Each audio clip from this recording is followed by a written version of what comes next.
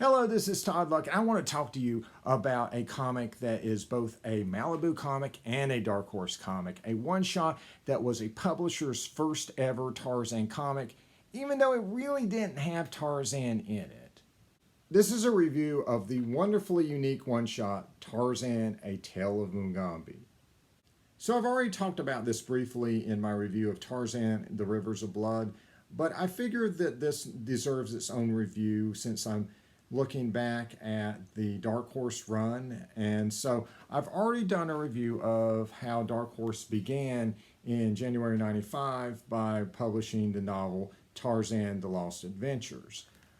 And in June of 1995, they would produce their one and only comic for that year. They had other comics in the works for 96, like Tarzan vs. Predator and Tarzan Meets John Carter, but this was the only one they actually put out in 95. So this was a leftover project from the previous Tarzan run by Malibu Simic International, and so this is by the same creative team that was supposed to be working on Tarzan Rivers of Blood. Now this also did eventually see publication by Dark Horse, but it wouldn't be until 1999, and this would actually end up being the last Tarzan series that they would produce. So another interesting thing is how well both of these projects fit in with both publishers. So Malibu was really all about doing something different with Tarzan, right? And so both of these stories definitely fall into that.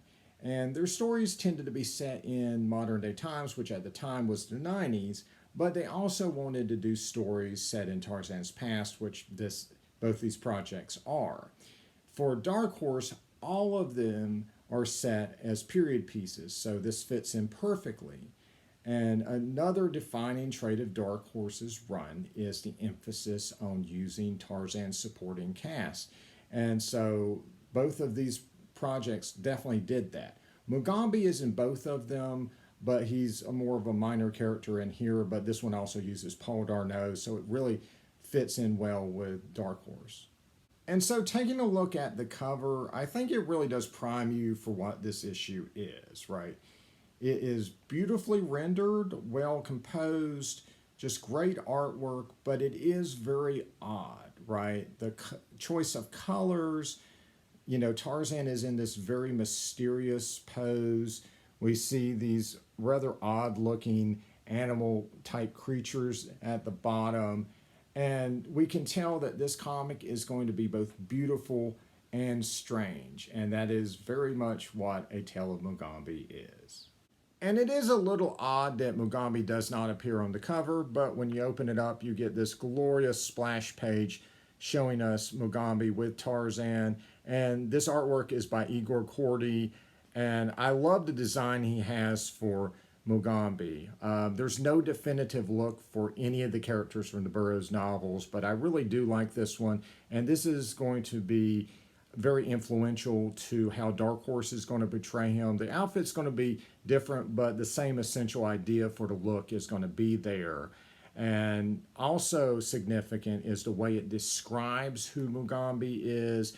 He's a close friend of Tarzan. He's going to act as a foil to Tarzan. You know, when Tarzan's serious, he's going to be making jokes. When Tarzan's trying to fight his way through a situation, he'll be trying to use his wits to survive. Things like that. That's going to be very influential in how they portray Mugambi in later Dark Horse comics.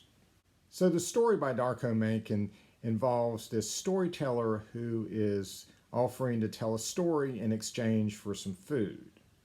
And of course they agree, and he asks this boy what his name is, and he says Mugambi, and so he decides to tell them a tale of Mugambi.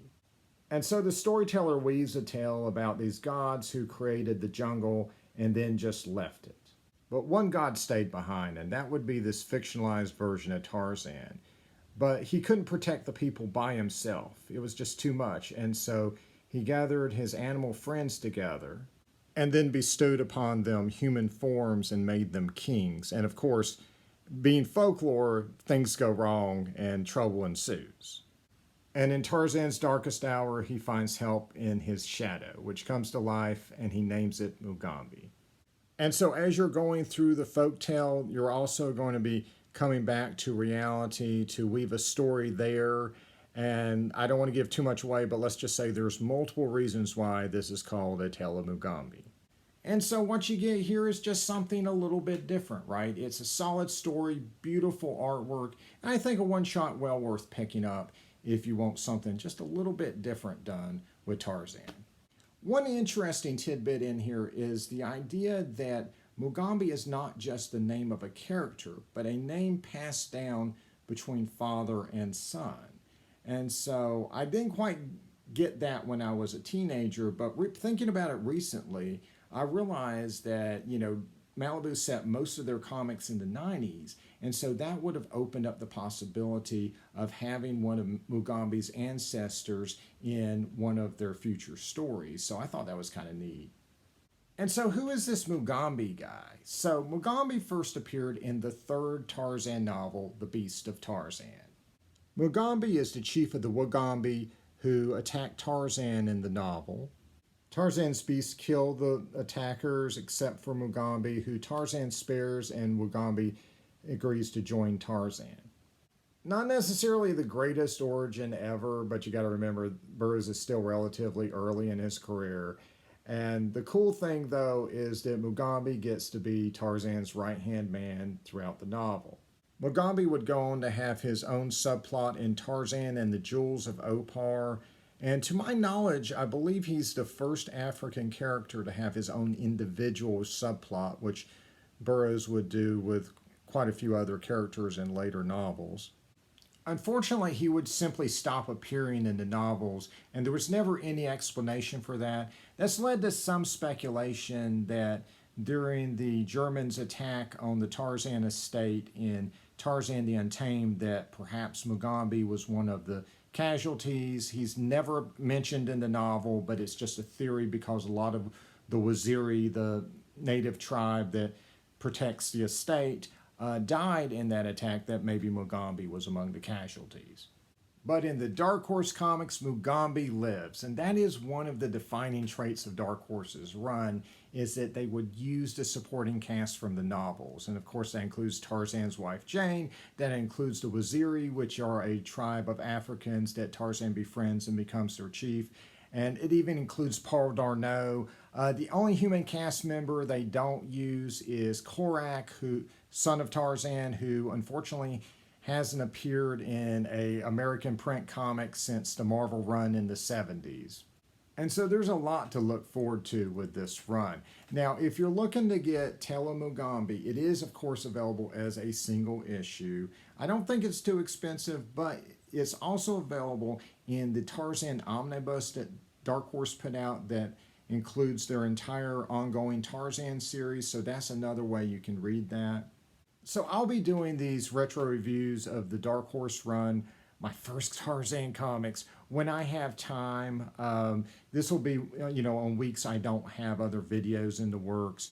So lots of good stuff in the works, guys. Like and subscribe for more videos. And until next time.